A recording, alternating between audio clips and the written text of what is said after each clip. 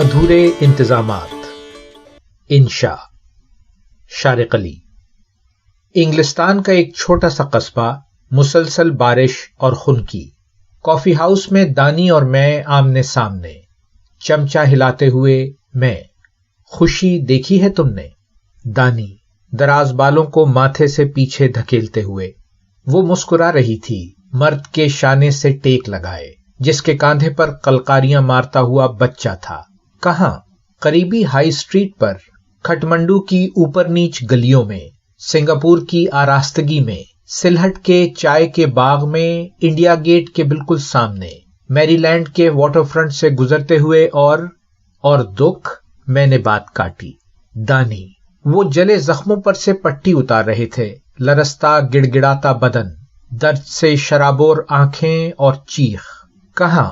کونے کے ہسپتال میں، یوگینڈا کے گھاس پھوس جھونپڑی عارضی شفا خانے میں، ڈھاکہ میں وارڈ کے باہر راہداری کے پکے فرش پر، اندور کے نرسنگ ہوم میں، برازیل کی دور افتادگی میں اور مونٹریال کی آسائش میں بھی بالکل ویسا ہی، لرزتا گڑ گڑاتا بدن اور آنکھیں۔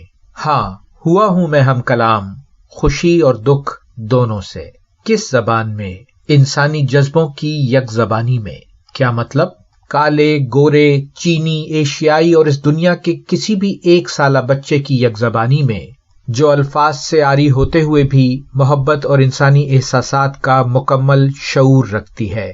پہل بولی گئی پرکھوں کی زبان میں، نامساعد زندگی سے برسرے پیکار ہونے، دکھ اور خوشی میں ساتھ نبھانے، مل کر شکار کرنے، منصفانہ بانٹ کر کھانے، فصل اگانے، بستی بسانے اور جشن منانے کی یک زبانی میں۔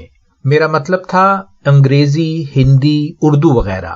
دانی تم عارضی اور علاقائی انتظامات کی بات کر رہے ہو شاید۔ اہم ہے یہ سب بھی، کیونکہ ہماری دنیا کی موجودہ شکل انہی انتظامات کا ثمر ہے، لیکن زبانوں کا بھرپور ہونا، انسانیت کا ترجمان ہونا تو تب ہی ممکن ہوگا جب یہ انصاف اور محبت جیسی آفاقی قدروں اور انسانی جذبوں کو اپنے اندر سمو سکیں گی۔